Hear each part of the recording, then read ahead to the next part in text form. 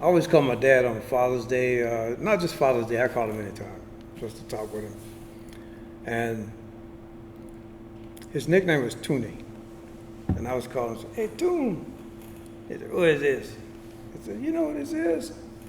And we get into a conversation, and I'm carrying the conversation, and I asked him a question. Hey, Pop, what about so-and-so?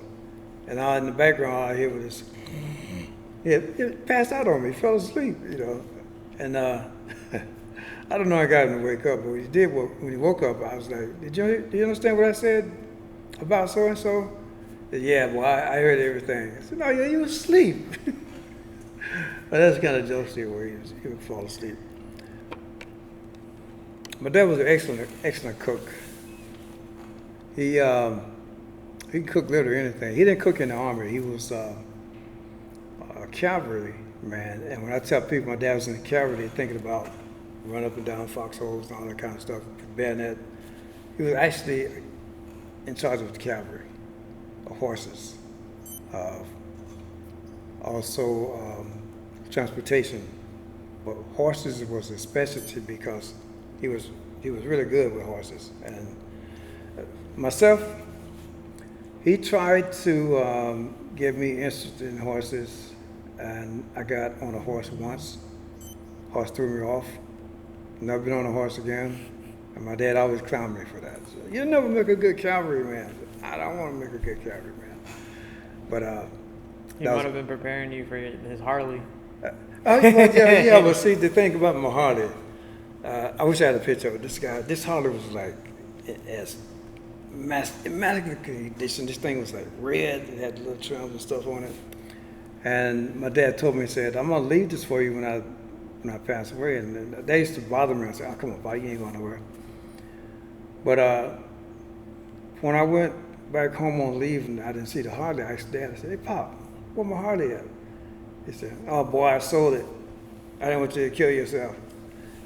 He spoke with an accent. He's from the Bahamas. He was born in Nassau, Bahamas. And I always spoke with that little bit of a heavy accent. He tried to lose it, but not altogether. He said, oh, boy, I sold it. I didn't want you to kill yourself. You know, I said, oh, crap. But I never did learn how to ride a Harley, something that big. So I just let it go. But I still got pictures of him on the Harley, but, you know, yeah. We went out, and I remember when the Brits come through, or like when when they come in through their ships, the sailors. I love them. I love the Brits. They always have a lot of energy, but they do talk when they drink, and it's so funny because he cracks a lot of jokes. So Ski, one of the times, he brought up, he's like, how come you dressed up like you're like that, but you went out in town? He literally looked like 1930s Englishman. He was like, do you have a play later that you're doing or what? No, he's like, why did you come out like that? And I remember the guy challenged him, all right, well, drink with me. How about that? Since you wanna talk, we have that too. And he was drinking with him. The British accent? No. He's like, well, if you wanna, if you wanna drink with us, mate, you can. Yeah. And I was like, wow. And he was like, cheers. Every time. I was like, well, this dude passed out underneath the bar. So Ski outdrank him. But he's tall, but he's really skinny. This dude is built. Yeah. It is so funny because, you would never think, but he's Navy. And he outdrank this dude to the point where he fell into the bar. And then they picked him up, and he collapsed outside. And they had to call the ambulance to pick him up, to pick the British dude up.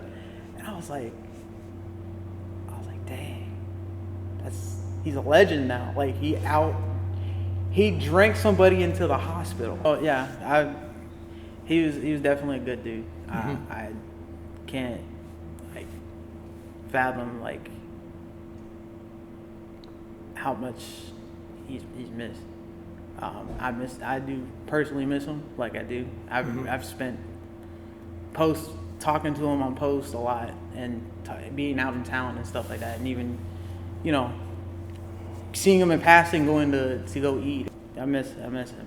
I miss a lot of that stuff. That's probably one of the better ends of the Navy for me, was just that, just camaraderie and just having somebody like that, like a brother, basically.